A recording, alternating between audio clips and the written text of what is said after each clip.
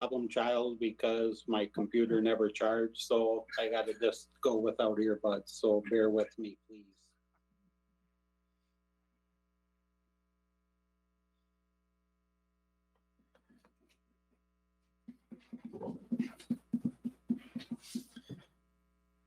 Okay, Mayor, whenever you're ready. So we're good to go.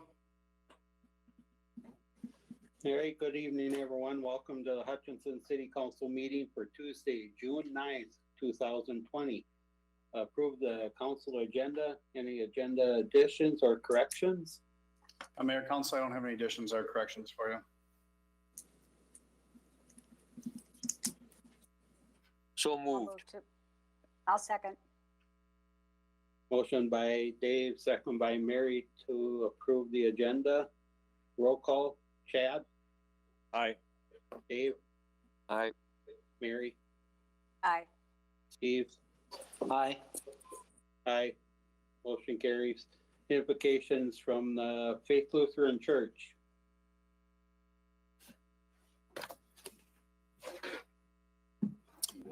Thank you. Let us pray. Almighty God, in a time of great disruption and fear, anxiety and frustration, tremendous civil unrest, we thank you that we are not left to our own devices, but that we can count on your continued providence over the world you made. We thank you, Lord, that we can look to you for wisdom and guidance, and for the conviction that your will shall be done, whether through us or in spite of us, that there is nothing finally that can prevent your gracious will from being accomplished. So Lord, we pray that you will guide these and other civic leaders, all those who bear the office of government, and those who are called to the first government of our homes, that in all that we say and do, we might reflect your wisdom and will for the world, and that your will for the flourishing of life may continue for us and for all people. All these things, Lord, and whatever else you see that we need, I pray in the name of Jesus Christ. Amen. Amen.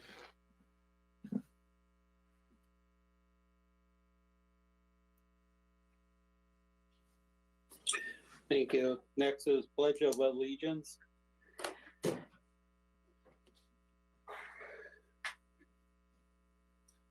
I pledge allegiance to the flag of the United States of America and to the republic for which it stands, one nation, under God, indivisible, with liberty and justice for all.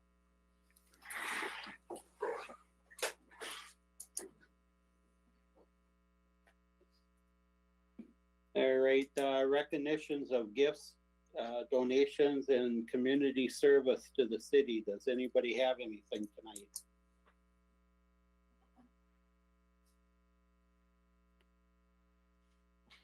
All right, moving on.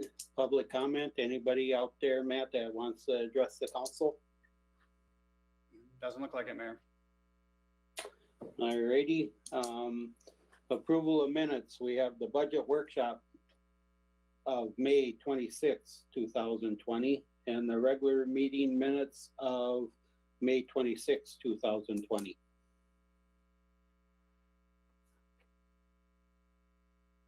So moved. Second. Motion by Dave, second by Steve to approve the workshop, budget workshop, and the regular meeting minutes. Roll call. Chad? Aye. Dave? Aye. Mary? Aye. Steve? Aye. Aye. Motion passes. Consent agenda. This will be done by one motion unless somebody pulls something off for discussion. Consideration for approval of city policy numbering changes, pandemic response policy. B is approval of resolution number 15172, resolution approving the decertification of tax increment Financing District Number 8 of the City of Hutchinson. And C is claims appropriation and contract payment. Mayor, I'd ask that you guys remove item 7A.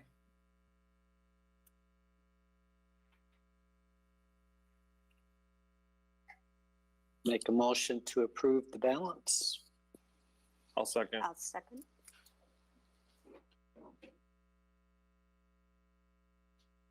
All right, we'll remove item A. Motion by Steve, second by Chad to approve the balance. Roll call, Chad, Aye. Dave, Aye. Mary, Aye. Steve, Aye. aye. Motion carries.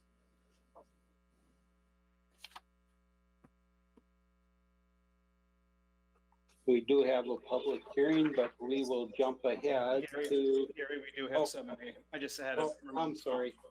That's right.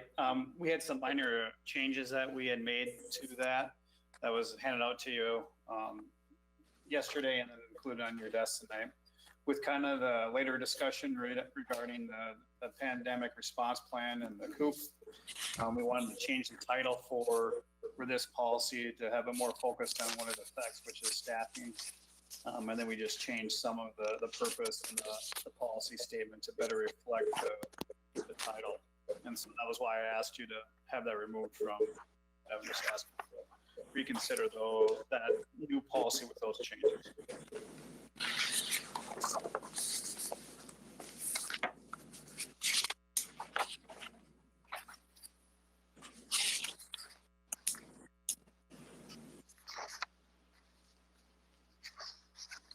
Is there any discussion on the changes?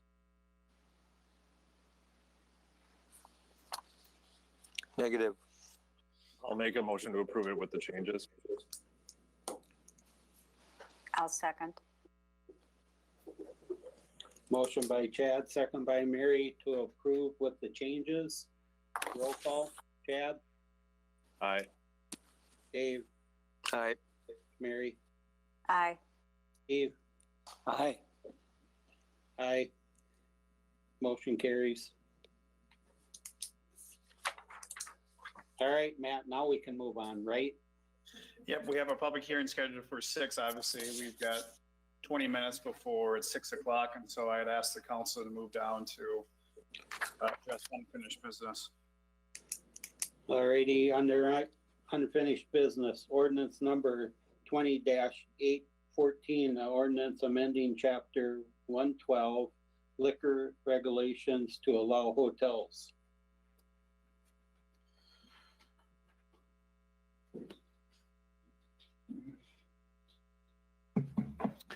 Good evening, Mayor and council members. Before you tonight is the second reading for the ordinance change to allow liquor to be served at hotels here in town. There have been no changes since the first reading of the ordinance, and therefore I'd ask, unless there's some questions from the council, I would ask that you approve it.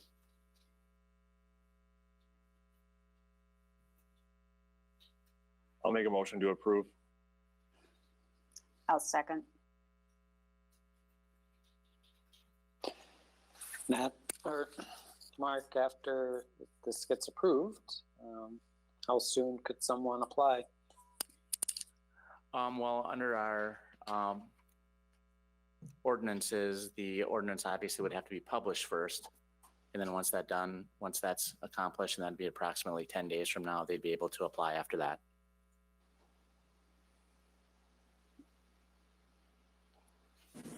Mark, has there been any other interest from any of the other hotels? I haven't been informed of any other interest in town. I don't believe any of the staff members have been contacted either. But obviously, if they meet the other requirements under the ordinance, they'd be able to apply. All right, any other discussion? Otherwise, motion by Chad, second by Mary to approve it. Roll call, Chad, Aye. Dave, Aye. Mary, Aye. Steve, Aye. aye. Motion carries. Thank you, council.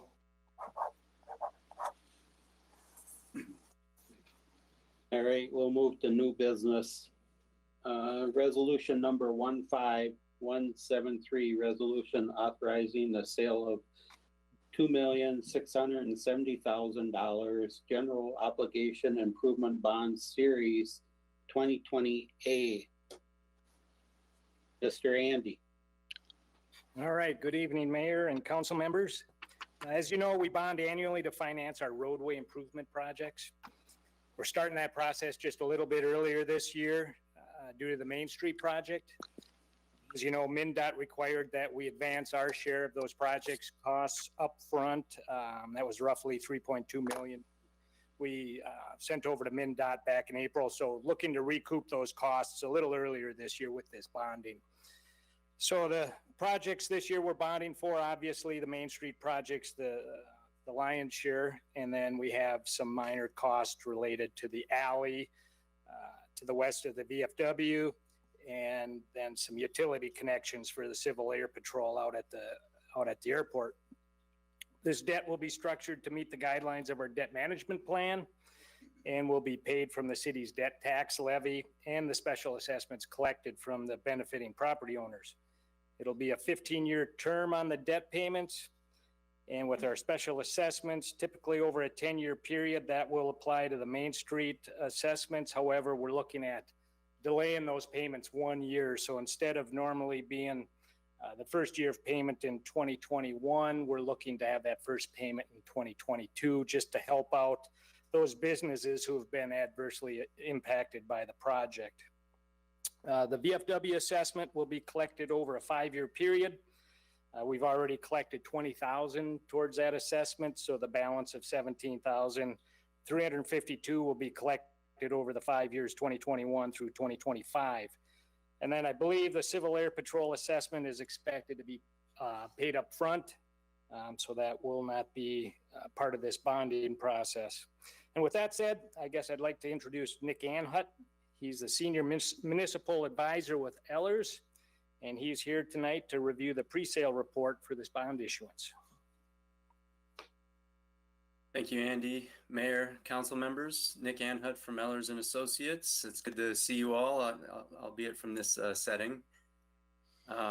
As Andy mentioned, the proposed bond issue is $2.6 million, or just under $2.7 million, to finance the said projects. These bonds can be backed by the city's full faith and credit, its general obligation pledge.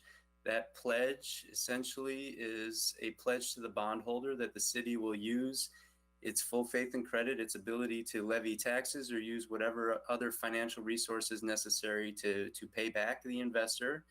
And in exchange for that, the marketplace or the investors are able to offer very low interest rates. Typically, we expect to see something in the realm of a 2 to 3% cost on financing. In the current market conditions, our expectations are below 2%. As you can imagine, the Federal Reserve has taken some steps to try to minimize borrowing costs and keep liquidity throughout the economy during this time of recovery. And we expect that to continue over the course of the next month while these banks and other lenders will consider their proposals to purchase your bonds. That full faith and credit backing, that general obligation pledge, is evaluated from a third party. In the past, we've engaged Standard & Poor's on behalf of the city to take a look at the city's finances and essentially offer a third party opinion to the marketplace that the city's credit is good, and they have affirmed a AA- rating on the city's credit in the past. We expect them to continue that, and we would like to engage them again for this bond issue. And all of that will also help the marketplace to offer the lowest potential interest cost to the city.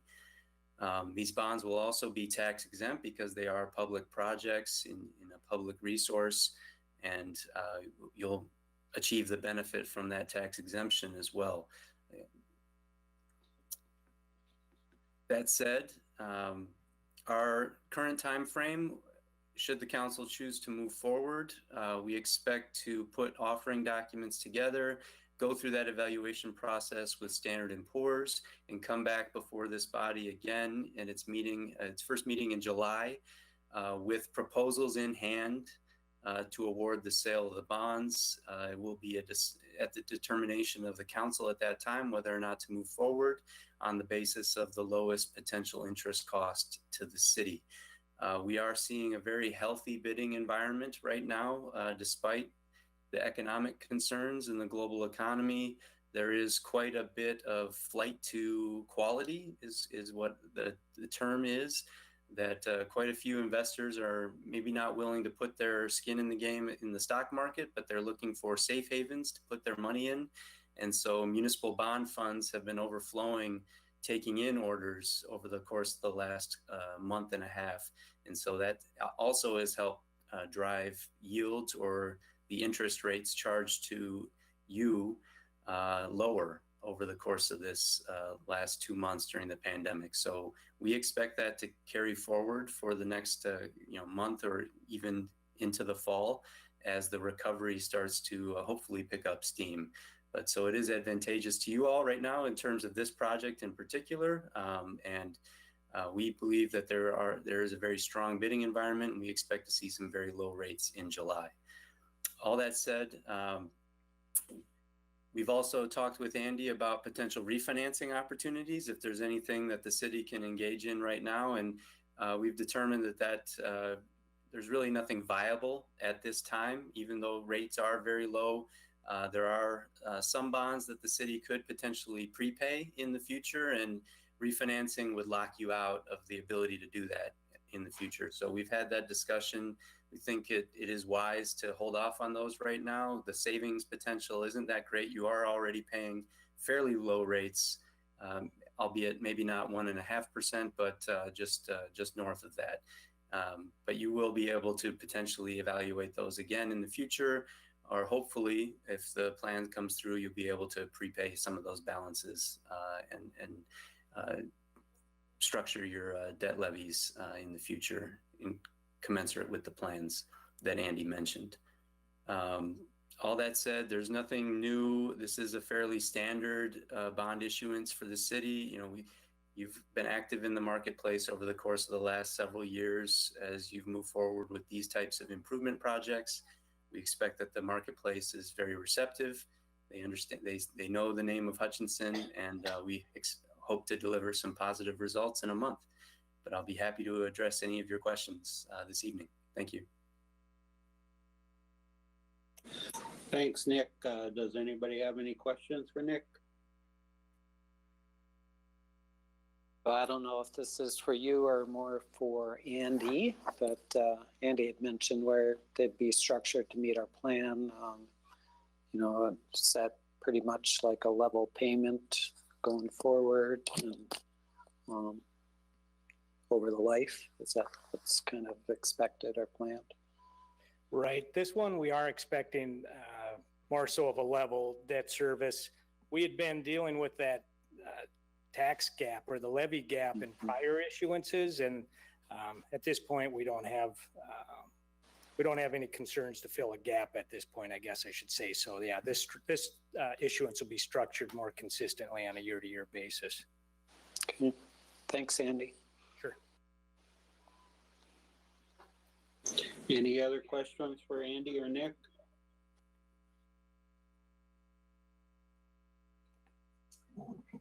Looking for a motion? I thought they were paying people, to take out debt. That's not true yet? Hasn't gotten that low? It's not true in America. Okay. But some other parts of the world, yes, it is true. And quite frankly, I hope it doesn't get that way. Right. Me too. Anyway, 1.5 would be great. I'll make a motion to approve it. I'll second.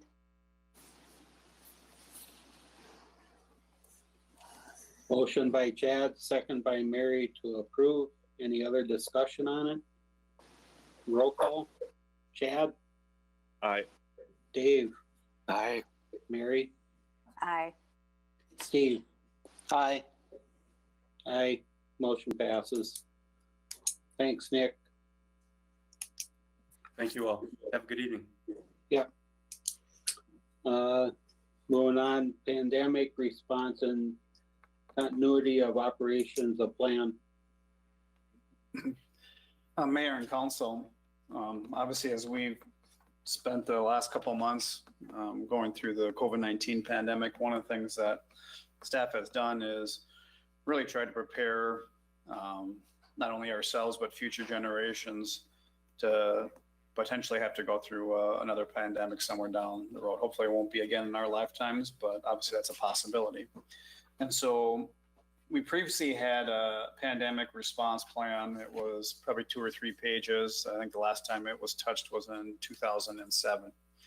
And so as we walked through this process, I've worked with staff to put together more of a robust plan, along with a COOP, if you want to call it, continuity of operations plan, to really kind of address what it was like going through this and to really kind of put it to paper. And so I would say this is probably the closest thing that we have of a document that, like I said, will guide future officials, both elected and appointed, in going through the next pandemic. And so we handed out to you, there were some changes that were made to the plan late in the day, just based off of some feedback I received. And so I handed that out to you late this afternoon. We're not in a hurry to adopt it, so if you want to spend some additional time taking a look at it, feel free to do that. Otherwise, it is in front of you for consideration. It kind of lays out the gamut of probably everything that we've worked on and gone through over the last couple of months of this pandemic. So I'd open up for any questions you may have.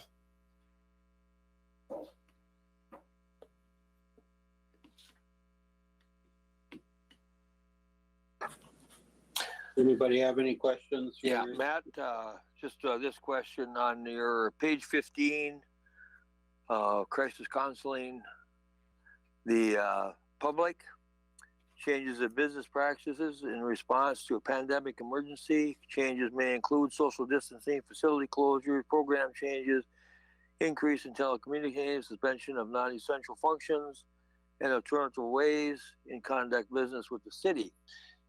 What does that got? I would like to know the reference of that to the resolution of closing parks on January 21st. What that resolution has to do and It what does the that? policy has to do with in regards to that closure of parks. Yes. It really gets 2 separate items for the council. This is essentially stating that the policy that's in front of you basically states that the city from time to time during a pandemic may make a variety of different changes. You know, and just to point out some of it, we had to close down the lobby area, the front windows for due to some of the pandemic and not having that face-to-face comment. That was, you know, that's an example. You know, doing some of our planning services, you know, behind maybe through virtual means or having council meetings like we are right now. Those are all different examples. Okay. You know, I guess in reference to the park, that's a request from a couple of council members to address the situation that's going on during a pandemic. And that's, I guess I would say, separate conversation. This is simply to acknowledge that, you know, for instance, we had to cancel all of our programs at the rec center because of the laws established by the governor that didn't allow for those because of social distancing. And so, you know, we had to cancel those programs that we normally probably wouldn't have done outside of pandemic. And so that's what that area is referencing. Okay, thank you for the clarification.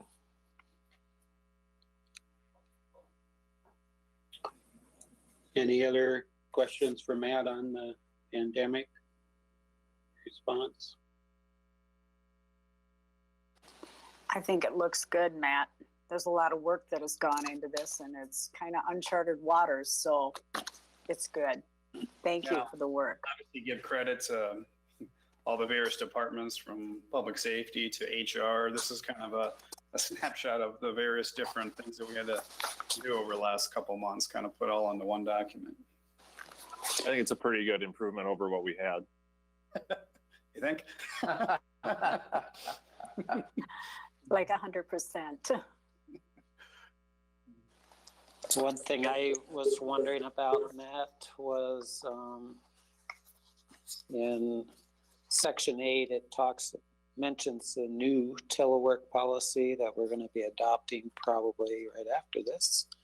I was wondering if there's a value of putting the policy number in there, as well as in section 11, where it's got the new staffing policy.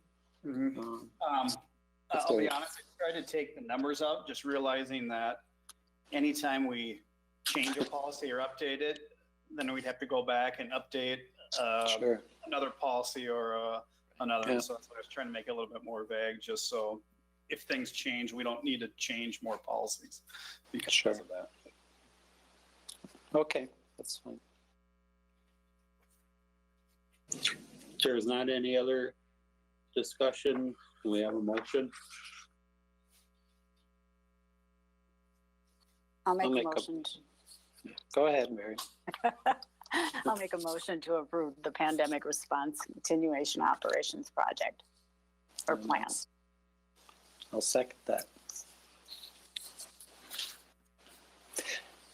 One question, Gary or Mayor? Go ahead. Matt, do you think there's anything specific for the council that needs to be part of that? It's really more departmental and. It is departmental, and, I think we have, I know, Steve, you mentioned something about kind of, I'm trying to think of the word that we have in here, Tom talked about, or good government was listed in there. Yeah, good government, and I've left that broad just because I think, as we've seen, this pandemic was obviously unique for all of us, and I don't know what the next one's going to be like. And so I've tried to leave it somewhat vague and really giving the council the flexibility, and a lot of that we did in those emergency ordinances as well. And so even the lines of hierarchy, if you want to say, within the council, that's highlighted within the bylaws. You have the mayor. If the mayor's gone, the vice mayor is next in line. If both the mayor and the vice mayor are gone, then the rest of the council votes to who would essentially lead the meeting. So we have some of that already in other policies. And so part of what, the fine line you're trying to balance is detail to help people walk through it, but also flexibility for whatever that situation is going to be. It could be completely different than the one that we went through. And so we've kind of generally acknowledged that when it comes to, providing good governance, but not really gone into details of what that is, just because the next one might mean different requirements for elected officials. But, it's something, I guess, if the council wanted to make sure they had something in there, we can add. No, I liked your explanation, so thanks. Any other discussion? We have a motion by Mary, second by Steve to approve the response. Roll call, Chad? Aye. Dave? Aye. Mary? Aye. Steve? Aye. Aye. Motion carries. How long is this telework deal gonna be, Matt? I don't know. That's up to you guys, I guess. Well, we got a couple minutes. Let's tackle it. What the heck? Obviously, on top of the work we did with the pandemic response plan, as we've kind of worked through this process, we've had several employees work from home as we've been able to have that opportunity with, obviously, technology. One of the things that we did not have in place prior to this year was a telework policy. And so the document that's in front of you kind of lays out some guidelines for, I guess, future employees when it comes to doing telework. I think one of the things that we've recognize, and I think a lot of other businesses will recognize, is that there's still a lot of things that you can do working from home. And so whether it's a pandemic or whether it's maybe health or other issues that present themselves, I think having something like this in place just gives good guidance both to staff and then management and how allowing something like this to happen, and kind of puts it to the policy. So that's what we've done and presented for the council for your consideration.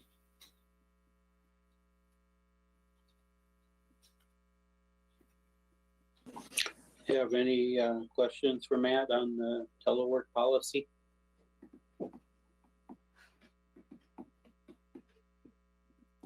Ask for a motion to approve. And make a motion to approve. I'll second. Motion by Steve, motion by Chad, second by Steve to approve. Roll call, Chad, Aye. Dave, Aye. Mary, Aye. Steve, Aye. aye, motion carries. I would say it's 6 o'clock, right, Matt? Correct. All right, so consideration of comments and input on the stormwater pollution prevention plan for the city of Hutchinson.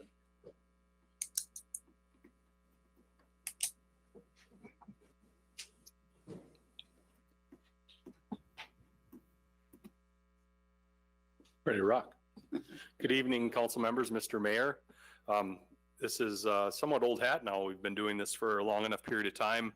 But every year we're required by our state MS4 permit to provide an opportunity for the public to hear what we've been doing, to receive feedback and comments regarding our stormwater program.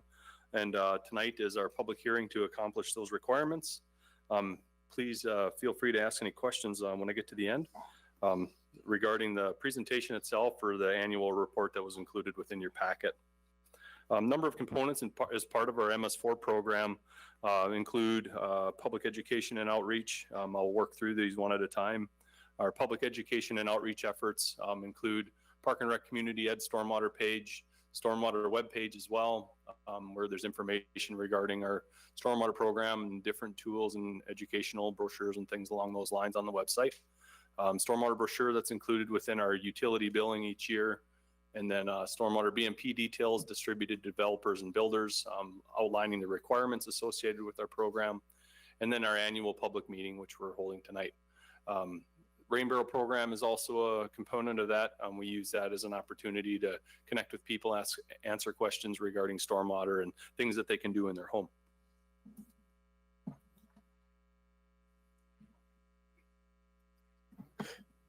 Another component of that is also our storm drain marking program.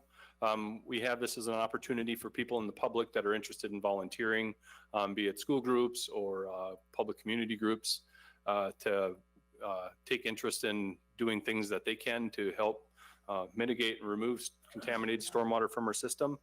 So yeah, if that's something that's of interest to you, please feel free to contact me. Typically, that work is done in cooperation with school groups. So it's a great opportunity, and yeah, if it's something you're interested in, please let me know. Another component of our program is our public education outreach program. As I noted, storm drain marker program, also multiple volunteer trash pickup events, rain garden cleanouts. We work with a Hutchinson High School agricultural class to accomplish that. And then other things, including signage, educational displays at different types of stormwater BMPs, rain gardens, native prairies, and parks around the community.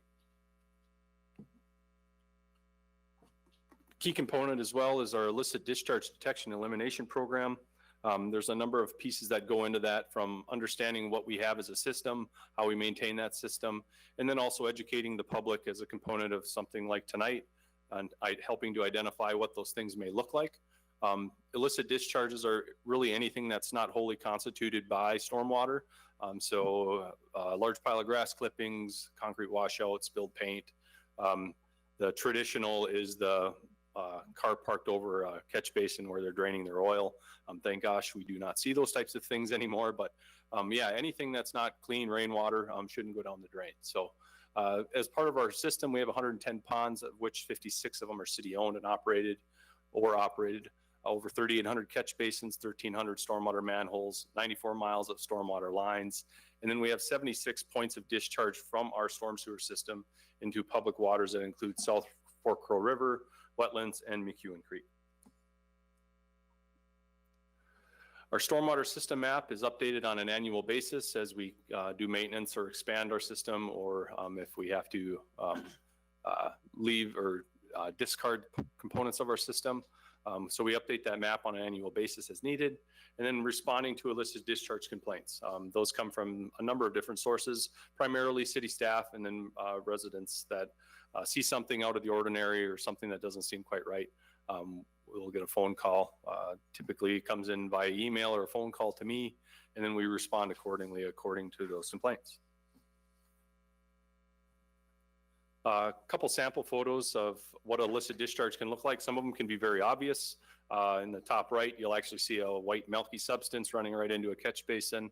And then on the bottom doesn't look so much, looks like a pile of mud, but actually that's a concrete wash water that was washed in an alley and just left there. Nowhere near the project where the work had actually occurred. They just needed to wash off some tools and things, and that's where they decided to do it. So they can be pretty obvious, but they can be pretty discreet as well. So like I said, if there's ever any questions or something of concern that doesn't seem right regarding stormwater or something that could be washed away, please let us know.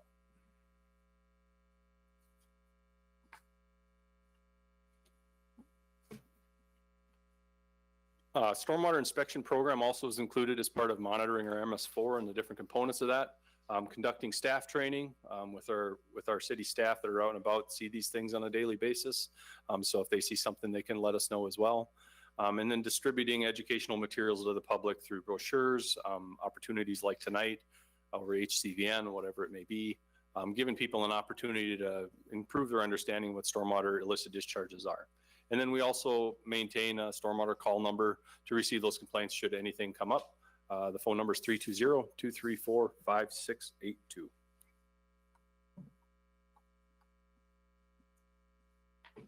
Currently, we're implementing operation and maintenance processes for our best management practices. This is part of our post-construction stormwater management program. Ultimately, it's understanding how our ponds are functioning, being able to understand and develop maintenance plans associated with those ponds to improve and restore the functionality of those ponds. It also includes catch basins and those types of components as well. Pollution prevention, good housekeeping is something that we focus on from a city staff standpoint, how we do our operations. Things we do every day can have a potential impact on stormwater contamination. So it includes a number of things, including conducting city staff training, tailoring that training to those individual staff members and the work that they do. A street sweeping program, which is very robust. That's removing the material off the street before it gets into our pipes. It's much more cost effective removing it at the surface than it is once it gets into our system or into our ponds. Leaf pickup program that many of you are aware of. The amount of material and organics that removes from the landscape in the fall each year is a big component of our stormwater program. And then, as I noted earlier, inspections of our stormwater system controls. In 2019, we inspected 19 of our 56 ponds and 34 of our 76 outfalls. The state requirement is a minimum of 20% annually of each of those. We actually go and visit every single one of our city stormwater ponds on an annual basis to look for trash, noxious weeds, those types of things. But the formal inspections are only required of 20%. So like I said, we do visit all of those on an annual basis, but follow-up inspections and repairs to infrastructure in need of maintenance is included in that. So when we identify a maintenance need, we actually make the repairs, follow up, and then assess the functionality to make sure that the appropriate maintenance was done to restore the functionality of that BMP. We are a local resource for answering stormwater questions. We get calls from neighboring communities, those out in the county that are interested in shoreline restorations or those types of things. One of the benefits of the city being kind of a stormwater community leader in the area is that we're connected to others, other LGUs or local government units. If it's the Soil and Water Conservation District or the county, having those connections, should we receive those types of calls or questions, we can easily put people in touch to help get those questions answered. City's also a member of the Minnesota City Stormwater Coalition, working in a cohort of, I believe almost 150 cities now across the state of Minnesota, MS4 regulated cities, kind of working in concert to identify efficiencies and improve how we all deliver our stormwater programs in a more effective and efficient way. And then in October 2019, this is something we've been calling out in this annual report for quite some time. The South Fork River Total Maximum Daily Load report was approved by the EPA. One of the requirements of that is going to begin once our current MS4 permit is reissued, is actually reporting on progress to meet those TMDL waste load allocations. So that'll be doing things like adding ponds or increasing the frequency of our sweeping, identifying opportunities to help reduce our stormwater or contaminants from our system. Looking ahead, our pond cleanout projects, that's something that we have continued to look forward to in our capital planning process. Pond cleanouts can be expensive, very intrusive to neighboring landowners, but it's a necessity. The city's required that when a pond accumulates more than 50% sediment within it, that its functionality is compromised, and then the city has to prioritize that to get those cleaned out. In 2020, we do not have any scheduled for pond cleanout. We are thinking 2021, there may be one, depending on available funding and resources. Lake River Basin nutrient trading potential is something we continue to look at. Maybe a component of the Lake River study, the work that we're doing on that front. So we'll continue to keep that open as an option. Potentially looking at wastewater trading as an opportunity that has been done elsewhere. So we'll continue to go down that road and research that. And then ongoing MS4 activities. Our MS4 permit is expired. Reissuance is anticipated late 2020. Chloride education and smart salting. One of the new requirements in our MS4 permit will be doing education on salt application. So we're actually kind of doing, participating in a pilot to do some education here later this year. I believe we're looking at September 16th to host a smart salting training that'll be done remotely. So feel free and look forward to some information regarding that if that's of interest to you, or feel free to contact me as well. And then potential for tighter redevelopment stormwater standards is also part of that MS4 permit reissuance. That includes things for actually treating the redevelopment pavement impervious surface from redevelopment. Currently we have a no net increase, so any redevelopment that occurs, it's the net increase of impervious surface that needs to be treated. The proposed standards include redevelopment, treatment of redevelopment of all impervious area on a site, so that could have some potential large impacts as well. And then seeking and evaluating funding sources for basin sediment management options is something we're continuing to work with WINC on to identify opportunities within the watershed to improve water quality, and that's something we'll continue to do moving forward through 2020 and into 2021. John, I think Steve had a question for you. Yep, go ahead. Thanks, Mayor. Just wondering who that smart salt class is aimed at? Is it contractors or individuals? There's actually a couple different training programs that are being available or being offered through our partnership between 14 Consulting and the MPCA. The one that we're anticipating, the one that we're looking to participate in hosting and marketing is actually going to be targeted towards businesses, and then actually like city staff, anyone who runs a facility that puts salt down on a sidewalk or a parking lot. That's the primary focus. There is one that's particularly tailored towards city and county snowplow operators that do larger scale salting. And then there's another one that's tailored specifically to property managers. So people that own multiple businesses or multiple buildings. This one's specifically tailored towards those that actually put the salt on the ground. Figured that's the kind of the lowest hanging fruit, and that's where we would start. Sounds good. And then with the, is it TDML or TMDL? Yeah. Yep. You know, how do they, this is the whole South Fork, and how do they, you mentioned to show progress. We're just one community within many and only one source, you know, of many. So how how does our part of that get judged? And is it fairly done? That's a great question. That's something we battle with in the MS4 community all the time.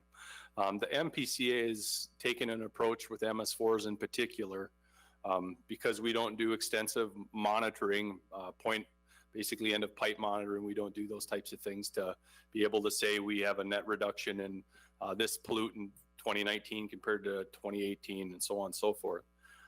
Ultimately, what they're basically accepting is annually what we'll have to do is submit a report. These are the things that we've done in addition to previous years. That, like I said, that may be we've built a pond or we've done more education targeting something. It could be we've increased sweeping frequency. There's lots of different options that are available of things that we can do. The requirement is that we make progress through the SWIP development process when the permit is actually reissued, and that information that's actually public notice through the state. One of the components of that is we have to set a goal, the city does. That could be, we're planning to meet our waste load allocation from our TMDL by 2035 or pick a date. And as long as we continue to make progress towards that end, as long as we're not backsliding and slipping backwards and losing ground, the MPCA in previous years have always accepted the MS4s and their reporting that they've done. Like I said, as long as you continue to make progress towards that goal, they're accepting of that, at least for the time being. So yeah, it's not too onerous. It is an additional layer of things that we'll have to report on and track. But at this point in time, progress is all they ask. We don't have to meet a specified goal or reduction on an annual basis or anything along those lines. Thanks, Gary. John, Hey, John. Oh, go ahead, Mary.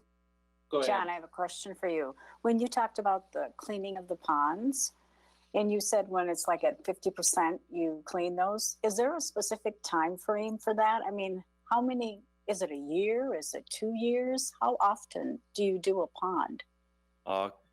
I can certainly answer that, but I'm sure Kent could probably provide some insight on it as well from a pond sizing and design standpoint. Typically, they say ponds life expectancy before dredging or clean out is 20 to 25 years. So it's a long period of time. We've got 56 ponds, as you saw on the list, and of those 56 ponds, we've only had to clean out 2 of them fully. We have another one that's probably close, that's needing to be cleaned out. Like I said, we're looking potentially 2021 to do another one of those, but we don't have a lot of those. There will come a day where that clean out frequency will be greatly increased just because of the time that we built those ponds. They'll all kind of come due, anticipated to come due about the same time. So currently we're sitting in a good spot. There's members, MS4 communities in the metro that aren't sitting so well. They have hundreds of ponds that they need to clean out because they're talking about managing thousands of ponds, not 56 like we have here. Thank you. All right, John, I was gonna ask about the ponds too. I know you got 56 that are taken care of by the city, but how about ones that are privately? Do you check those too for them, or what do you do with those? Prior to 2006, the city didn't have to require any maintenance agreements or anything along those lines for privately owned ponds. So if they're constructed by a private entity for a development, yeah, those ponds are in existence, and those pond owners are encouraged to make sure that those ponds are functioning per their original design. But we really have no recourse at this point in time to require them to clean out a pond or to do anything outside of what our normal ordinance requires with noxious weeds or nuisance conditions or those types of things. Since then, now the city is required, because we're in MS4, to require stormwater management agreements. So anytime a pond is constructed on private property, the city requires a stormwater management agreement be recorded towards that parcel in perpetuity forever. So that if they don't maintain that pond, or if it creates nuisance or it's not functioning as it should, the city can then go in and inspect it, determine what type of maintenance requirements are needed, and actually take action to perform that maintenance on that pond. We haven't had to do that yet. Like I said, we haven't even been doing a little over 10 years where we've been requiring those documents whenever a new pond is constructed. So we haven't begun to see the impacts of that. But fortunately, we're in a good spot from a pond design standpoint and how they're constructed. Even a lot of the private ponds appear to be functioning like they should.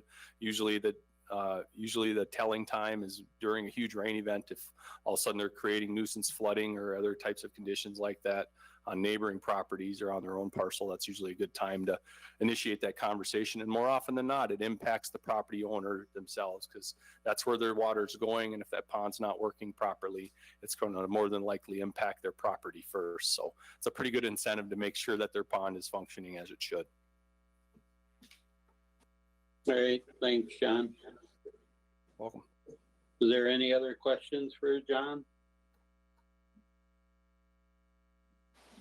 Just a good chance for a reminder, John, probably about putting grass clippings in the street. It always is.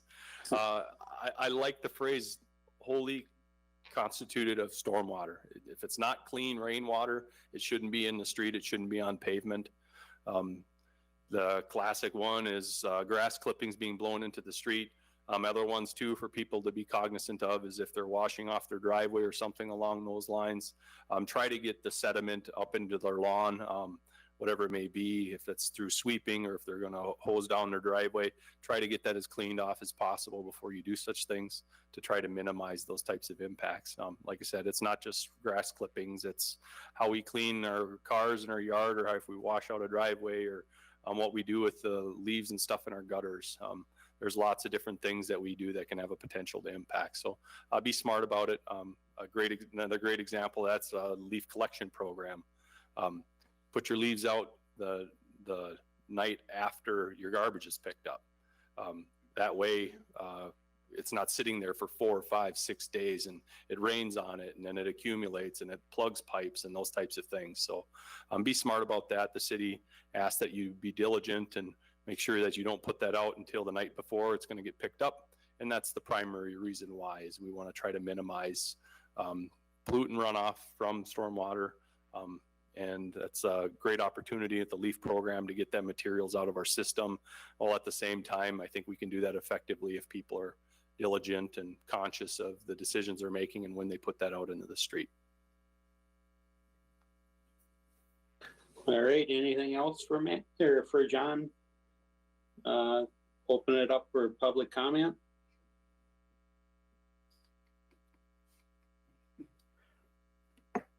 Mayor, Council, anyone looking to address the council in the public format?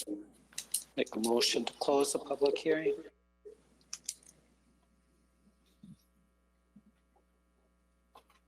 I'll second it. Motion by Steve, second by myself to close the public hearing. Roll call, Chad, Aye. Dave, Aye. Mary, Aye. Steve. Aye. Aye. Motion carries. Thank you.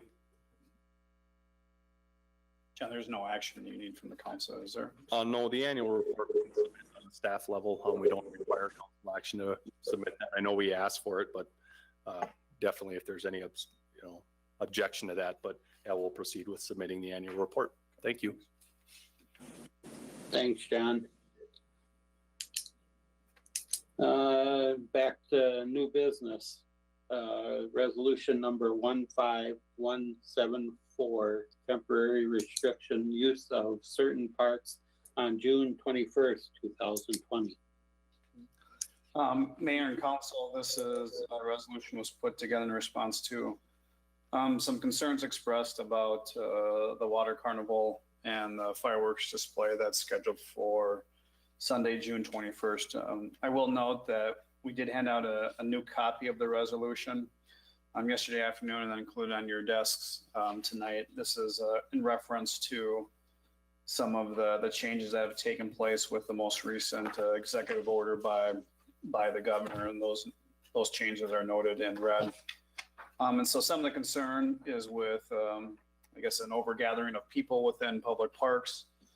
And so the thought process would be with the fireworks still planning to take place, that we'd look to close off the parks surrounding that fireworks display, which would include the following parks of Oddfellows, AFS, West River, Masonic West Park, and then Riverside Parks. This would take place at 8 p.m.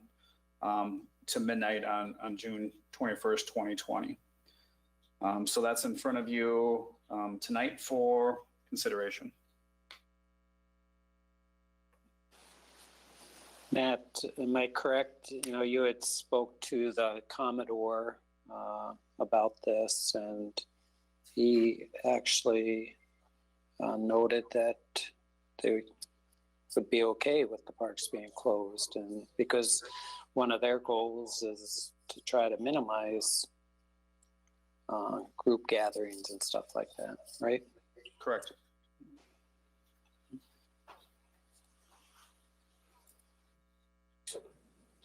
So I really don't think there's going to be that big of groups around anyway for the fireworks, but that's just my take on it. I think I have to agree with Mayor Gary. I don't believe that there'd be that big of groups. I don't see restricting people. Or if they gather, if you close the parks, they gather on the sidewalk. Typically, you're going to have no social distancing anyway. So typically, I think it's intrusive. Go ahead, Dave. Sorry. I think it's intrusive just on people's rights, typically, period, of closing parks that are public parks, even though they can probably be controlled by. I would have rather seen, if I was going to be doing this, and if someone is that concerned about people going out to see fireworks, I think I'd have pulled the fireworks display long before I would restrict people to be going to parks. Not everyone's going to be able to see those. Not everyone has the advantage point of their residence within the city itself. Although I agree with Gary from the perspective of having churches open the last couple of weeks, and the amount of people that have been attending church has been low. So typically I'm thinking that people are going to not take advantage of being out in public too much anyway.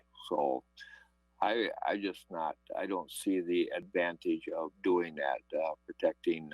It's time that I think the city council and or other people realize that the citizens of Hutchinson probably have as much common sense as anybody to protect themselves.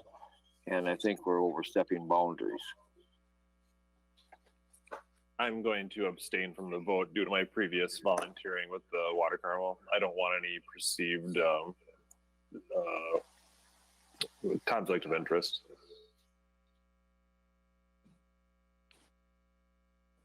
You know, my take on it is that, you know, I go out and go to Menards and see everybody there, go to Cashwise, saying I'm kind of along the same lines of Dave. I mean, I think people realize, you know, and would be take precautions on their own, especially with all the restaurants opening up and stuff too. So that's my take on it. Mary, you have any comment? Well, you know, since the governor now has said that you cannot exceed 250 people in an outdoor setting, that's the one thing that concerns me. I mean, you may not think a lot of people are going to go out, but I think there's not a lot going on in the city right now. We all know that. I think people will gather, they will take their children, they will go down to the river, and they will watch the fireworks. I mean, I just wish that it would be easy for us to say yay or nay, and it's not. We're kind of in a tough spot right here. I understand that people want to go out, have fun. You know, they feel like we've taken everything from them. From going swimming to the summer rec programs, they want their children to do something. So I'm sitting on the fence with this. At first I thought there's no way, because I've been down there. I've been on the river, you know, watching the fireworks from a boat and looking at all the people who are in the parks, and they're full. And this is a year where we don't have a lot of activities. And granted, so far, we've been very fortunate. Our county has not seen that huge peak of COVID, but that doesn't mean that if we all gathered together and someone was sick, that something could happen too. And you talk about Menards, well, you can't go into Menards unless you're wearing a face mask, unless they changed it, you know, since I've been there. It was last week. So, They haven't changed it, but Walmart hasn't implemented it either. Well. Cash-wise. right. And you could stick 1,000 people into Walmart before they cut them off. So, you know, typically, you're right. Your hands are tied one way or the other. Pardon the expression, but you're damned if you do and you're damned if you don't. But in this particular case, I think I'd be damned and not do it. You mentioned, Dave, about, you know, we should have pulled the permit. Well, or, you know, the event might not have gone on, or, you know, the JCs might have done it themselves. But I think the problem was that they're going to pay anyway. Maybe Chad can say that, but I don't know what the contract is. But so there's a feeling of wanting to provide something and not waste those dollars. But again, you know, they've gone out of their way to try to limit the activities that they're providing is all within the guidelines and limiting contact. And that's why when Matt contacted the Commodore, that he appreciated, you know, this restricting access to the parks for this and for that reason. So I think it's something that is part of our responsibility from the avenue of public health. And there's some things we can control and there are other things that we can't. So this was one of those things. One of the things just to note too, that's included within the resolution, and in my understanding, this is the same communication that the JCs would be having with the public, but obviously it encourages people that, you know, to watch them from their homes, to, you know, watch them from private property, to remain in vehicles whenever possible. And so that's obviously being encouraged as well.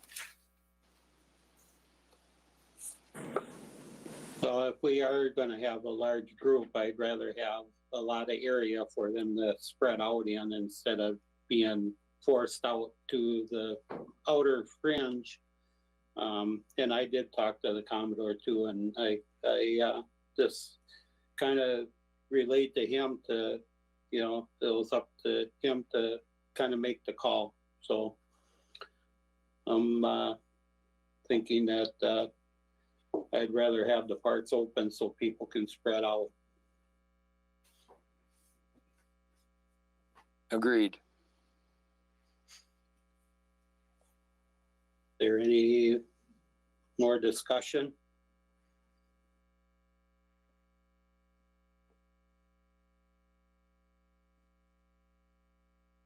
I think I understand all of this social distancing, but I would really like for our citizens to be able to see the fireworks. And I guess if they're going to be in the parks, if they can social distance, and if they choose, if they're smart, they will wear their masks. I just think they just really want something to look forward to. You know, if we close all the parks, they're going to be on the bridges, they're going to be downtown, they're going to be, and they're parking everywhere. And, you know, hopefully they can social distance.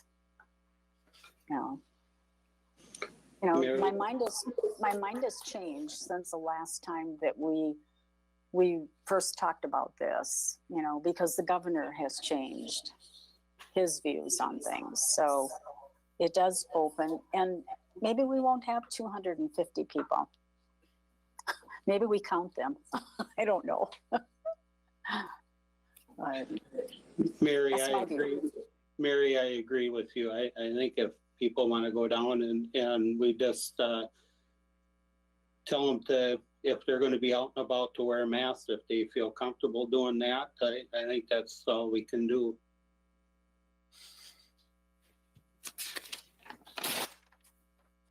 I agree. I think people have to be smart, have to do what they normally would do no matter where they're at, whether it's Menards or if it's Walmart or it's Cashwise. If they're doing it there, they'll do it here too. They'll take care of themselves. I think we're gonna see a lot more boats on the river. That's what I think. Yeah, I think you're right, Mary.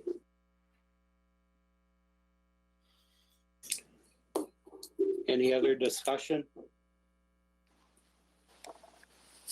I'll make a motion to approve it, just since it's on the record. Because I think I understand what you're saying about what other people might do, but what they do normally. But there's a lot of people that aren't wearing masks. There's Menards is an exception because people are required to do that there. And there's other requirements for other businesses. So in here, there's not going to be any requirements. And I think there's been plenty of examples where people haven't been paying attention to it. So that was part of the basis with this. Just a question for you, Steve. Have you ever seen anyone out and about that has followed all the COVID-19 requirements, following those, following that protocol? So what are you talking about? Having a mask? Wearing masks, not touching your face, not touching things, gloves on. I have yet to see anybody that's been 100% protocol advocacy toward their health. And I say that with some reservations, but I see people that are not. They're in the stores and they're doing this to their faces because the mask is uncomfortable to them and that type of stuff. So I see very few people being 100% following protocol, and I wonder about that a lot. All right, Are they? Dave, we're kind of getting off the subject here. Okay, so fine. Thank you. All right, we have a motion by Steve. I'll second it. Motion by Steve, second by Mary. Roll call. The Chad's abstaining. Yeah. Dave, Nay. Mary, Nay. Steve, Aye. nay. Motion fails. Do we have to have a motion to deny it then, Matt, or what? No, you're fine with the action that was taken. So. All right. We have the minutes from Economic Development Authority Board minutes from April 22nd, 2020. Staff update. Matt, do we have Andy there yet? No, Andy ran out of here as fast as he possibly could. So I'm just teasing. He's not here. Yeah, Chief Jefferson, I kind of seen him, or he's sprinting out the door too. No, he's still here. You grabbed him just in time. So Okay, let's get something from Chief Jefferson.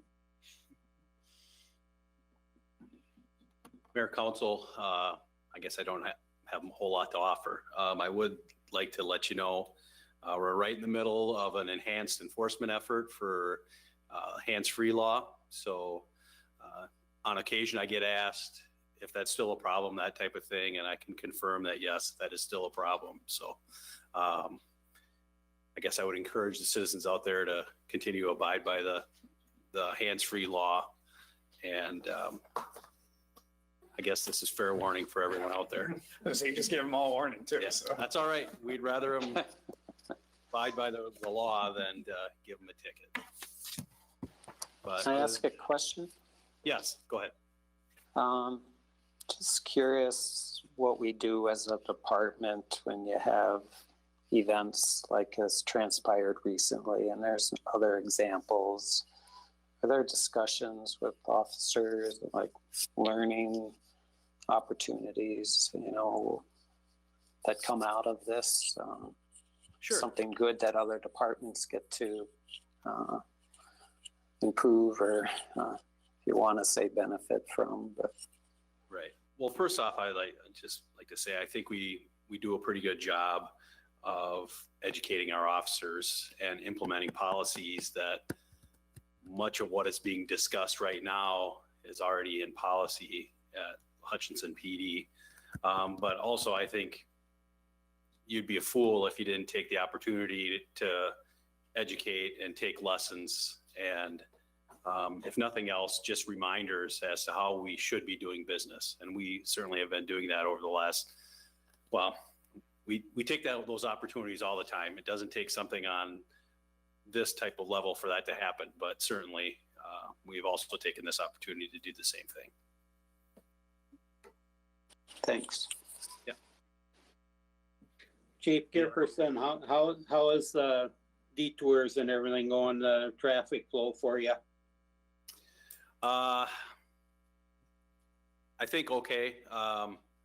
The last time I reported that the Shopco lot wasn't being used a whole lot, I see it's being used a whole lot. But they also, I think they've closed Franklin Street northbound now at First Avenue, so that makes it a little more difficult for people to get through there. So I think they're starting to use the Shopco lot a little bit more. I'm encouraged by the fact that I see they started paving Main Street now, so I'm hoping that for a quick resolution to that problem. Response time for your officers have been good yet? Yeah. Again, we're certainly aware of what's going on there. So we already district our officers. So we have east side, west side officers. So that as their primary, I guess, zone of responsibility. So they should be spending the majority of their shift on that side anyway. So the separation right in the middle doesn't really have that much of an effect on us. All right, anything else for Chief Gifferson? Well, thank you, Chief. All right, thank you, and thanks again for the continued support.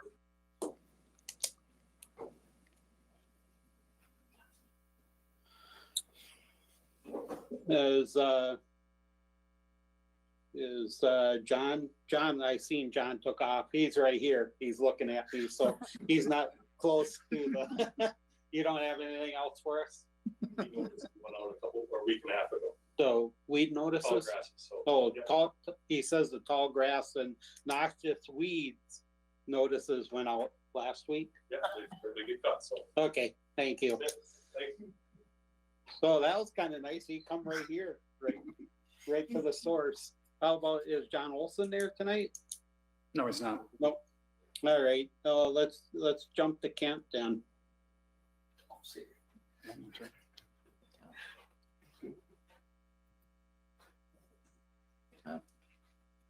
Gonna say Dolph Moon's here. Well, Yeah. we'll tag him next. You'll have to tag off to him, Kent. Two quick items. Just want to recognize our wastewater treatment facility staff. Recently, they received what is called a Certificate of Commendation from the MPCA, Minnesota Pollution Control Agency. This is an annual, basically, check that the MPCA does on all the permitted wastewater treatment facilities across the state. This is by no means a given. We have received this now 4 out of the last 5 years, so I want to recognize Tim and all the staff out there at the wastewater plant, and I'll just read what's stated here. It's pretty brief. in recognition of exceptional compliance with its Minnesota Pollution Control Agency NPDES/SDS wastewater permit during the 2019 review year, your ongoing efforts to protect the waters of Minnesota are duly recognized and appreciated by the agency and the state of Minnesota. Laura Bishop, MPCA Commissioner. So thanks to wastewater staff, like I said, 4 of the last 5 years, so all good on that end. And then secondly, Highway 15 Main Street, like Chief Gifferson just mentioned, yeah, I think things are going relatively well out there. There's the Shopko dynamic. You know, the MnDOT could fix that in a hurry if they elected to, and I put them on notice very early on in the project, basically day one, if not prior to that. I recognized this was going to be an issue, but they've elected not to, you know, in essence, fence in, barricade in the Wells Fargo property. That could be achieved.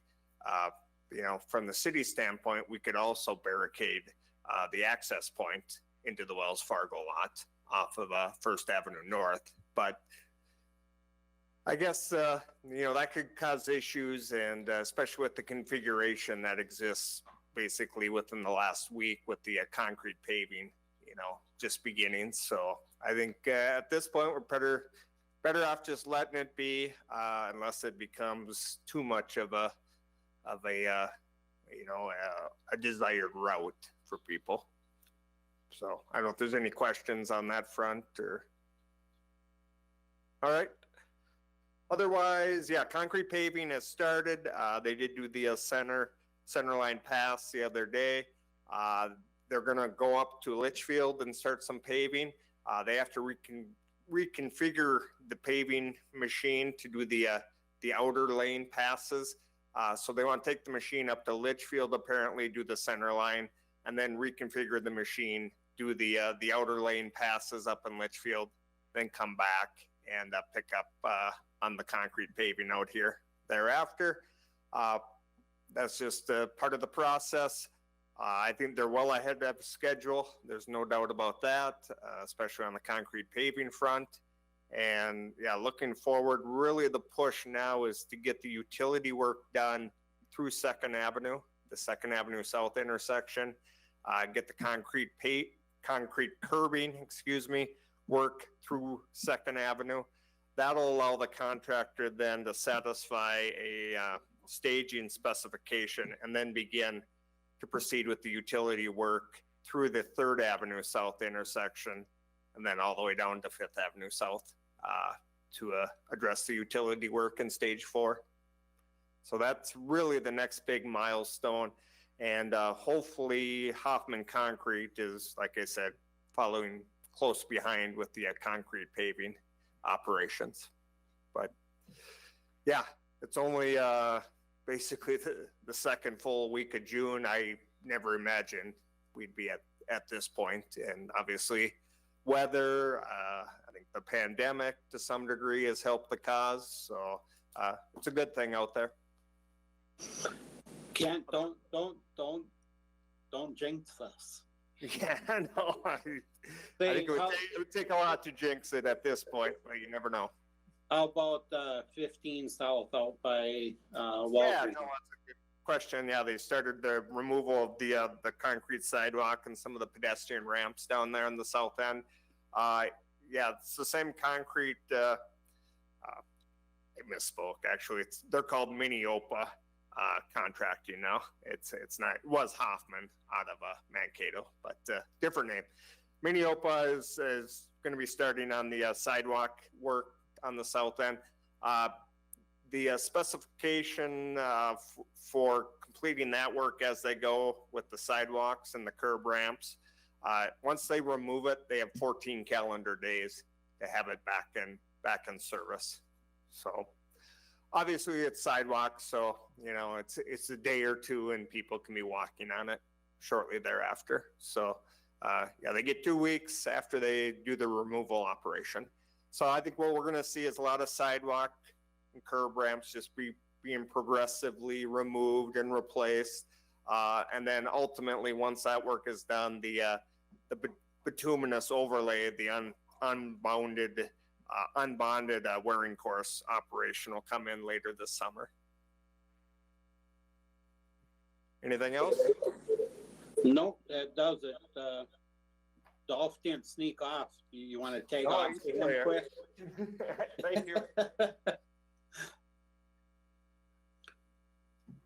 I was still in the chamber, not out in the lobby. Well, with Parks Rec Community Ed, I'm sure the council's, fairly well posted at what's been happening. It's definitely been a moving target over the past several months, but inch by inch and kind of day by day, we've been adding more activities to opportunities for community members. It all pretty much started with the opening of playgrounds. As the playgrounds opened, there were public restrooms that opened in and along the Loose Line Trail. We were able to add sand volleyball courts, pickleball courts, tennis courts, the dog park, which in several locations in the state had been closed. Ours has never been closed.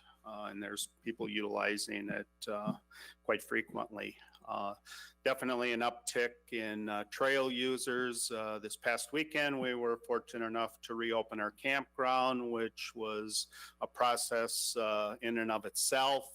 All of these decisions that we make come with kind of mountains of rules and regulations, from the executive order to protocols from the CDC, the Minnesota Department of Health, the Minnesota Department of Education. MnDOT weighs in. Everybody kind of gets a little vote in the action, and then it's up to us to interpret the rules of the road and establish the protocols necessary to keep the general public as safe as possible.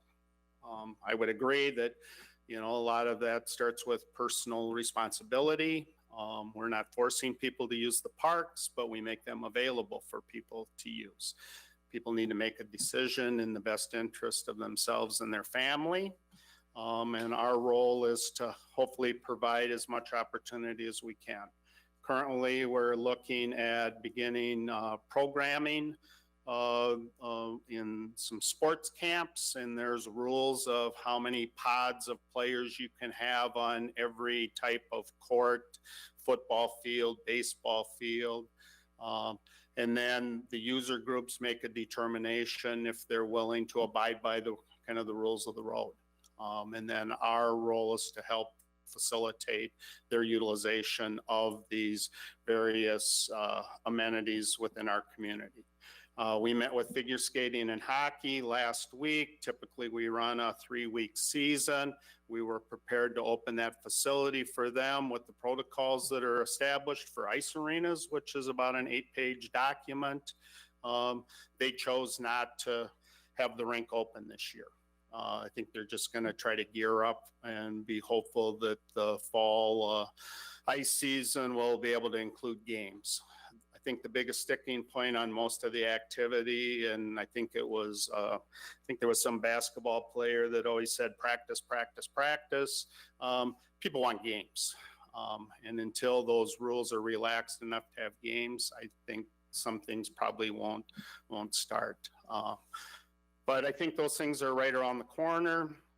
There's advocacy groups all over in the state of Minnesota that are promoting these. I don't think the governor's, he gets a lot of input from a lot of different areas, and he's just trying to make the best decisions based on the information that he has. So he's not taking things away from us. It's all in the best interest of a healthy Minnesotans. So I don't know if there's other questions. I think Matt might allude to some issues on the pool, but go ahead, Gary. When are the soccer nets going to get put up? The school district, that's a school district facility. That's not a city-owned facility.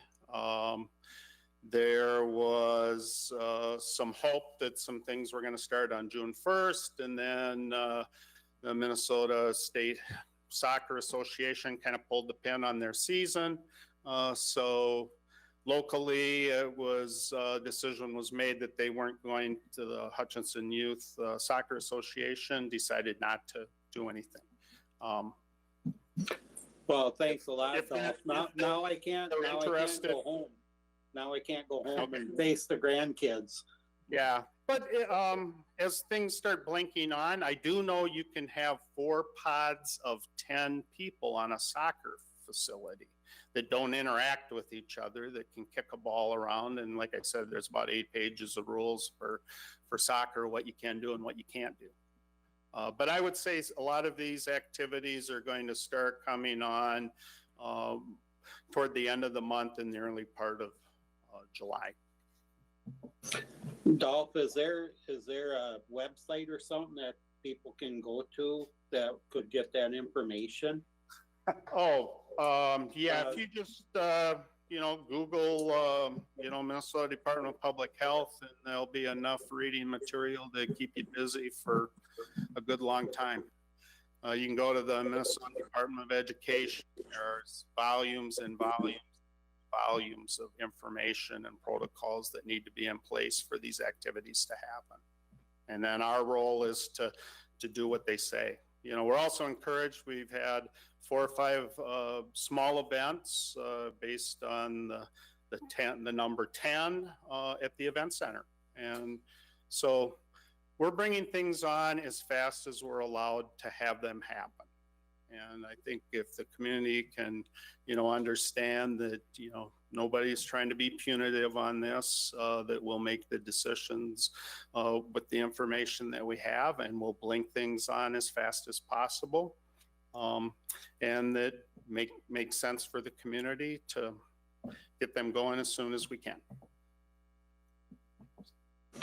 Any other questions for Dolph? I think Steve's got something Yeah. here. I was just curious, anything with the event center where, you're talking about opening that up at all? Like I said, we've had 4 different events, and that's a facility that obviously caters to people that make a reservation typically for its use. We work with each individual group. They need to help provide a preparedness plan as one of the requirements, how they're going to deal with the users that come into the facility. We have our protocols that we need to follow, and then it's a kind of a 2-way street and a conversation about how they'll deal with greeting their clients in the vestibule area.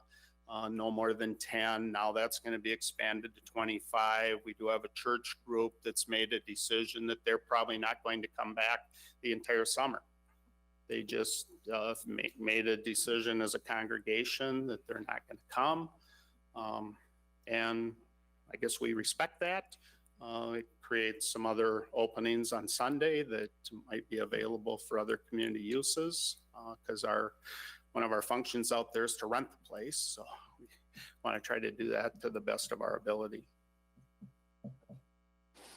And then an update on the rec center.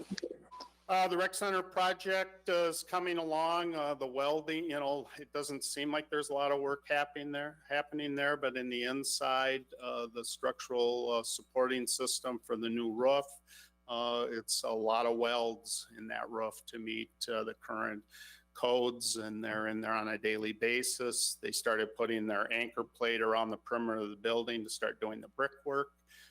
So I think once that stuff goes, we'll, just see more progress as we get into June and July. They don't really have to be complete until kind of Labor Day. And since we don't have a lot of activities there, hopefully they can make some good progress. Thank you. Anything else for Dolph? Thanks, Dolph, for the updates. Yeah, thank you.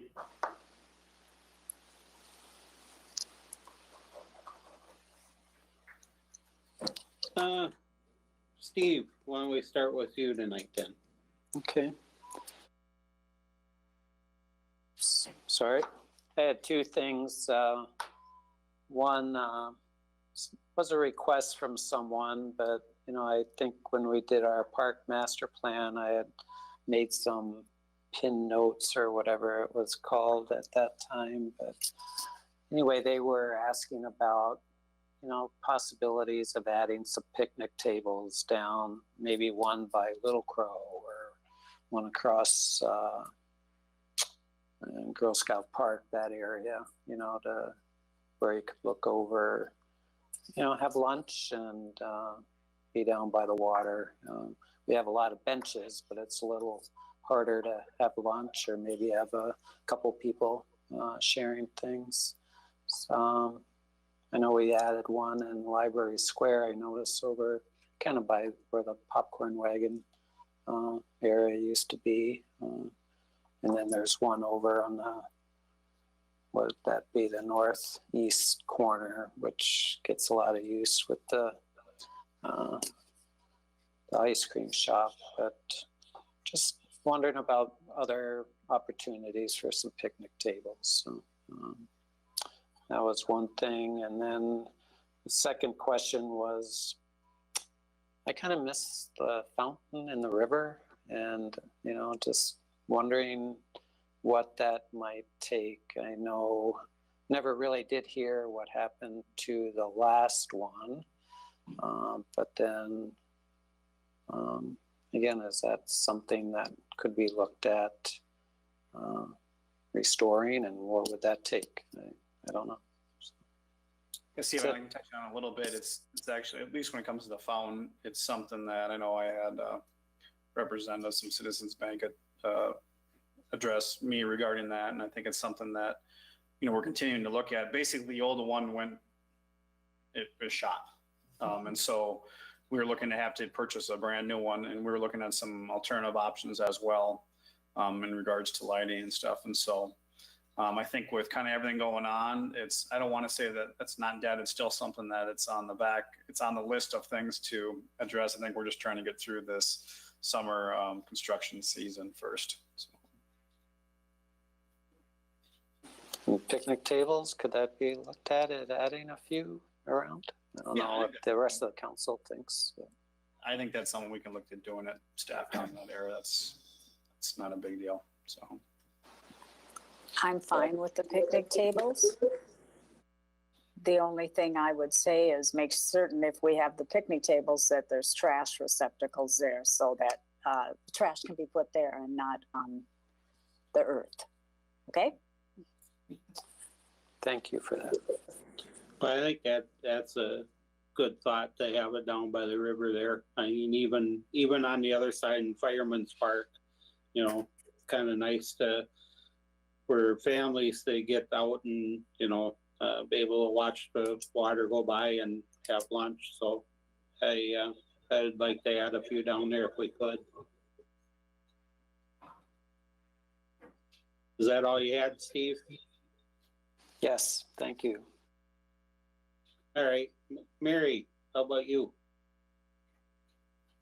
I don't have anything, but Matt and I have had a few discussions about the pool, and he's going to do a little updating. So I will let the master talk, okay?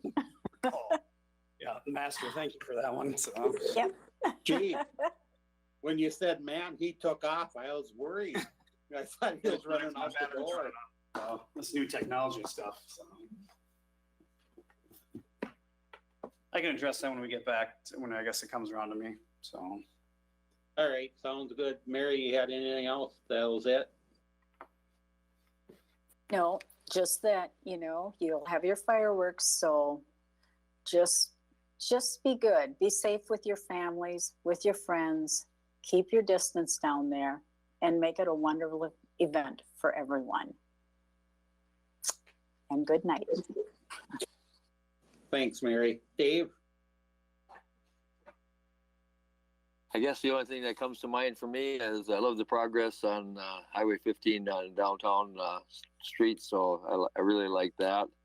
Number two is I just want to wish all the fathers happy Father's Day, because Father's Day will be past by the time we meet next. So happy Father's Day. All right, thanks, Dave. Chad, what do you have tonight? I did not have anything extra. All righty, Matt, what do you have? just, oh, hang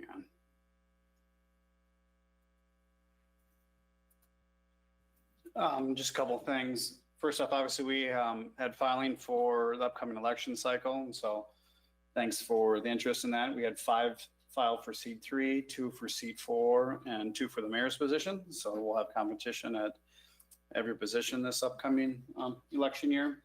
And then just briefly, I know a lot of people, or not a lot of people, some people have asked me kind of where we at with the marketing and branding project. That took a little bit of a delay with the COVID-19, but we've been meeting again on that, and I would anticipate there'd be some sort of presentation to the council probably the early mid part of July. So the committee, the marketing and branding committee, will be meeting at the end of June to kind of go over some of the final product, and there'll be a presentation to the council sometime in July with probably a presentation to the public, unveiling of some of that, maybe late July, early August. So that project's still moving forward, and we're kind of starting to see some of the end product in regards to that. I know I had Councilmember Cook had asked me just to kind of give an update on the library. And so the most recent thing that they sent to me, and I think this was out actually this past week, is that they are upgrading their sidewalk pickups to on-demand. So patrons no longer have to schedule appointment to pick up requested materials. But they still encourage, if you've got any questions, to give them a call on the services. They haven't opened yet up to the public for use within the facility, but you can still get materials there. So if you do have any questions, just give them a call at 320-587-2368. And then their hours are Monday to Thursday, 9 a.m. to 7 p.m., Fridays from 9 a.m. to 4 p.m., and Saturdays from 10 a.m. to 1 p.m. So they are kind of back up and running with some limited services, but just at least for the public to know, there are still opportunities for them to take advantage of materials there at the library. And then I know the last thing that Mary asked me to touch on was kind of the pool. And I think Dolph did a good job of explaining the many different challenges that we have to go through for staff. And one thing I do want to address that Dolph didn't touch on is that many times we're a facilitator for other programs when it comes to our parks, and so unfortunately the headline this last week was that the Park and Rec department closed all the baseball and softball leagues. And that's not 100% accurate. We facilitate for those leagues. Those leagues made the decision to close down the sports. It wasn't the Park and Rec department. On late Friday, the governor announced that pools can be open again up to 50% capacity at a max of 250 people. And unfortunately, kind of like everything, nobody ever reads the fine print when that information comes out. And so I'm going to break this down just a little bit. So when we talk about 50% capacity, a max of 250 people, our capacity at the Aquatic Center is roughly 730 to 750 people. And so obviously we're 50% capacity we can't have because that's over that 250 threshold. And that 250 threshold puts us at about 33-34% capacity. So that's one thing to keep in mind. On top of that, as Dolph noted, there's guidelines that have been sent out to pool operators on how you can open if you decide to open. That's 8 pages long. And obviously we made a decision for this last statement came out from the governor to shut down the pool. And so I think there's some excitement with his most recent order and with the possibility of us opening. But as you look at the guidelines, it's just physically not possible for us to do that. First off, we'd have to probably increase our workforce by 20% to meet all the guidelines that are laid out. And this is, once again, keeping in mind that we'd have capacity at about a third of the pool. And so we couldn't cut back on staff because of the several different requirements. They encourage that you set up staffing in groups, which decreases our flexibility to operate the pool. We have to ensure, it'd be our responsibility to ensure that everyone is 6 feet apart, not only on the deck, but on the slides, in the pool, itself, in the locker rooms. On top of that, we'd have to probably double our cleaning protocol within the pool, and then have designated staff to ensure other, qualities and other controls are being met. And so it's just, I said, I know it's exciting news, but for us operationally, it'd be nearly impossible for us to meet all the guidelines and really operate at a level that's smart for the taxpayers and for the health of the community. And so those are the tough choices that we get to make that the general public doesn't see. The 8-page document that goes all the details that we have to meet to open the pool. And with that being said, Dolph provided me a list, and he stopped at 20 of pools that are closed. And I can say this for now because we've heard some comments. There are no pools currently open within the vicinity of Hutchinson. There are a couple that haven't announced that they're closing yet, but they also haven't announced that they're open. And so, some of that may be an excuse, but, there's a responsibility that we have as public officials to ensure that that liability is being met in regards to protecting the city and the users. And for us to do that, it's just not possible at this stage to open the aquatic center. And so, like I said, that's obviously not a fun statement for any of us to make, but that's just the reality of where we're at and the impact that COVID-19 has had on the community. So, Mary, hopefully that answered some of your questions. Thank you for updating and letting the public know really why we didn't open the pool. Thanks, Sure. Matt. Otherwise, that's all I had. If anybody had any other additional questions for me. Matt, how about the DMV?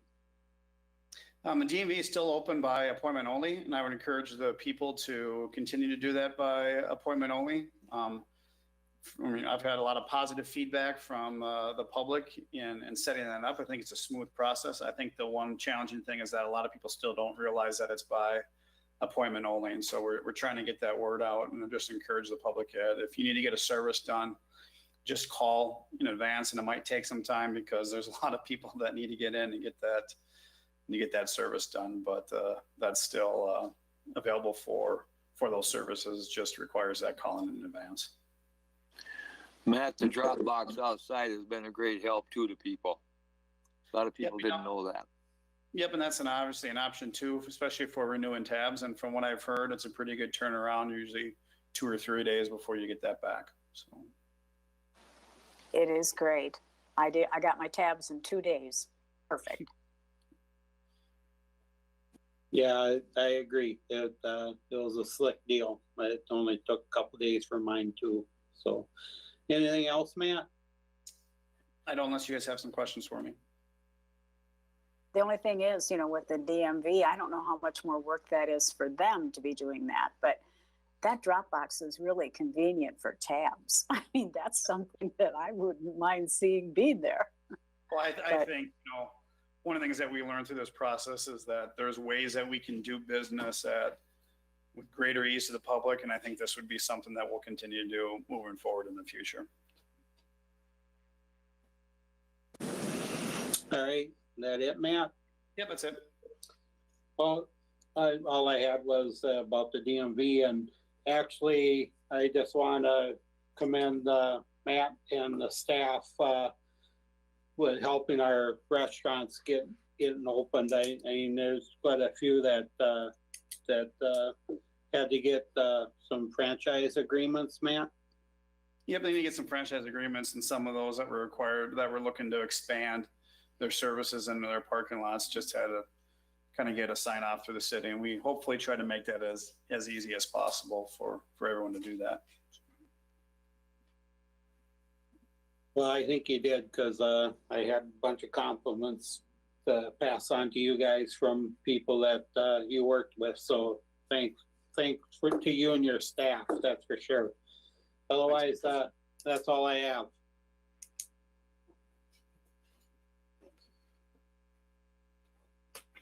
Motion to Make a adjourn. motion to close. Thank you. Second.